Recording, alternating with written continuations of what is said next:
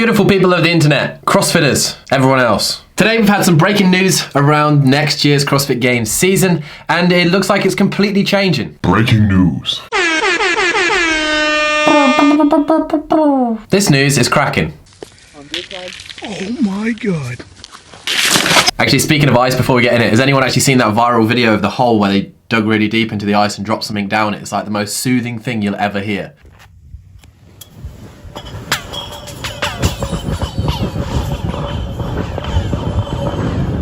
That's what you're here for. You're not just here for like the news. You're here for other random things that you never needed to know, but now you know, and now you're like, wow, that's actually pretty cool. I may show my friends. Literally in like the last 20 minutes, we've been given an updated schedule of next year and how it's gonna look. It's not all of the finer details, but it's a great overview. So on today's vlog, I'm gonna put my monocle on, I'm gonna use my GCSE English, and I'm gonna read through it and give you my perspective on it. Now, we've had a couple of teased bits about this before. Eric Roser on the Talking Elite Fitness podcast, he talked about how the season for 2021 was gonna change.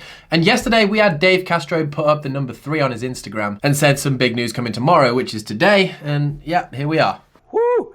Actually, some of you under the 3 comment on Dave Castro's post actually made me laugh. CrossFit bought the rights to bobsledding.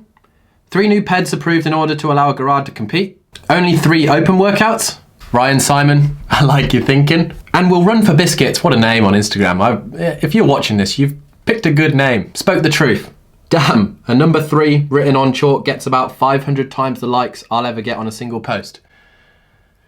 All right, here we go. We're gonna try and decode what has been said. All right, so CrossFit sent out an email, kind of put on their website this. I'm not gonna go through it all, talking about how it set records of 415,000 people competing in 2018, about how this Open will be the most accessible in CrossFit history, and how participants can compete at either their home or their local gym. Dave Castro said, this last year has been tough for everyone, so we want to kick off the 2021 season with a compelling and accessible Open that can meet the needs for every athlete in the world. Whether you're surrounded by people in your local gym, working out alone at home, or listening to friends cheer you on Zoom, the Open will energize you and remind you why you are part of CrossFit. We then got the calendar. We can register for the Open from January the 7th. Week beginning March the 8th. We've then got 3 weeks of an Open, only 3. Dave Castro put it on his Instagram with the chalk again. These can be done at local gyms or athletes' homes, and it's all online. So that's the first change, 2 weeks less of an Open. But if you get through that first stage of the Open, Rosa talked about it on Talking Elite Fitness. He talked about the number 10%, so if you're in the top 10%, 2 weeks later, you do the quarterfinals, which will start on the week of April the 5th, and will have to be done in local gyms. But again, it's online, and that is another week.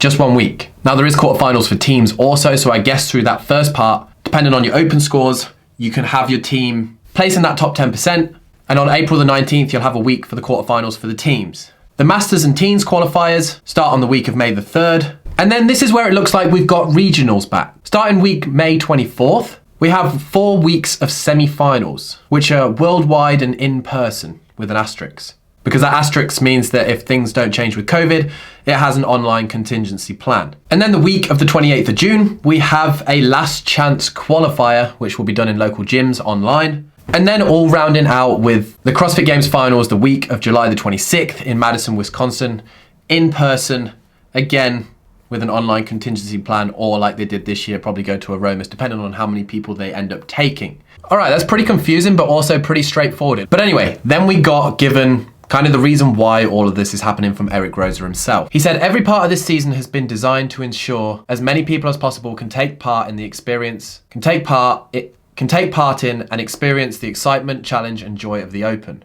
A shorter Open means easier logistics for gym owners. A later start date gives more time for local reopenings. At-home options ensure access for all. Masters, Teen, and Adaptive divisions welcome a broader group of participants. And continent-based semi-finals guarantee that athletes from all areas of the world will be represented at the CrossFit Games. I'm thrilled to be joining hundreds of thousands of CrossFit athletes around the world in this iconic event. The Adaptive division is going to be here next year. That is Epic. Another bit of epic news, the Affiliate Cup is back. Affiliate teams will return to the competition format, and teams will compete during the Open quarterfinals and semi-finals and the CrossFit Games finals. There was no mention of what will happen to the super team format of the previous 2 seasons. Okay, so if you didn't know the Affiliate Cup way, it's that members all had to be from the same box, and you went off the scores of the people that were at that box. The last couple of years it's been super teams. People can come from wherever they want in the world. They can do the workout separately to qualify for an event and then go to that event and hopefully win it and go to the CrossFit Games. So we may see a lot of people moving around if this is the case. A lot of athletes moving around to try and make their box as strong as possible for teams. Hold on a second, I know what you're thinking. Is that Sanctionals dead? No, not yet. The Morning Chalk-Up put, a much speculated departure from the original Sanctionals format was confirmed with the new in-person semi-final stage that is effectively a hybrid between the regionals and the Sanctionals system, with 10 qualifying events taking place on 6 continents run by CrossFit partners, presumed to be the previous Sanctionals event organizers. That's pretty cool. For me last year, Sanctionals coming into it was like the highlight. I loved it. You know, Wadapalooza, Rogue, all these big iconic events that just, if you went to them, you would have been like, yeah, this is way better than regionals. And the level of athletes to qualify from it was just like, I mean, you had to be one of the best in the world. So now it looks like they'll still stand and they'll still have their own flavor, but it will be kind of managed by CrossFit better. And we'll only see 10 big ones. And you'll qualify from the open. So basically, team, looking at it, we have 3 distinct qualifying stages and then the finals, the CrossFit Games. Chucked in there, we have the Last Chance Qualifier, which is a single shot opportunity for athletes who barely missed the cut during the semi-final stage to compete online for a spot at the Games. My straight off the bat thoughts, it's good to have a good structure in place for next year. A couple of things that they do need to bring out soon, in my opinion, is how many workouts are going to be on those weeks. Are we doing 1 open workout a week? The week of the quarterfinals, how many workouts are there going to be there? Also, we kind of need to know the numbers that are going through to each round, what the breakdown is going to be there, from the open to the quarterfinals to the semifinals, and how many people will be in the finals, and the dates of the semifinals and where they're going to be around the world. But for a Games athlete, it looks like it's going to be a long season. It'll start on March the 8th. With the open, you'll have 3 weeks of that. Then you'll have a week off before the quarterfinals. Then after the quarterfinals, you'll have just over a month until the semifinals. If you don't make the semifinals, you've got another week until the Last Chance Qualifier, and then after that, you've got a month until the CrossFit Games. That's kind of 5 months of staying fit or being fit. A lot of the Games athletes will probably see ramp up through the open, through the quarterfinals, and really be peaking for the semifinals, and then kind of taper off a bit and then peak for the CrossFit Games. But it's good to have the sport of fitness back. And I'm excited to see how the Sanctionals embed with CrossFit. Let me know what you think about this new setup down below. Do you like it? And if you have enjoyed this video and you have learned from it and you kind of know what's going on now, please do smash that like button, take that fist and just put it through the screen, smash that like button like really hard. Like, you know, like angrily.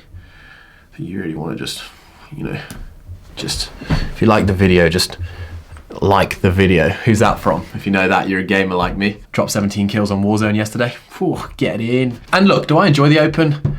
Yes. In a weird way. I put too much pressure on myself. I know I'm not going to the Games. I know I'm not that level, but I still put pressure on myself to perform. That side I hate, but you know, when you do the workouts and you finish them, I love that side and the community side and everything else. So that is everything. Hit that subscribe button if you're new, and we'll catch you in the next one.